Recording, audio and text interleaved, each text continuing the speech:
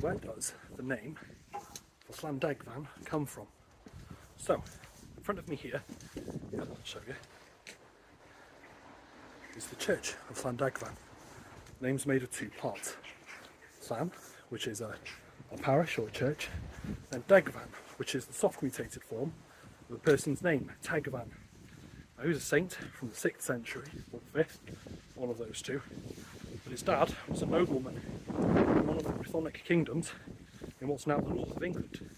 And they fled here, and his mum also was from Brittany, in the north of France, and they fled here, and he built himself a church, roughly where this church here is now. Now, this isn't the original church. This one was mostly built in the 16th century, but there's one part of it, a font, it's from the 14th century. Let's go and find it.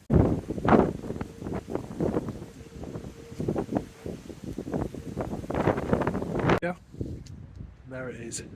600-year-old font from the original church. We found it when they were doing restoration in the 1900s. Anyway, deal. Subscribe for more.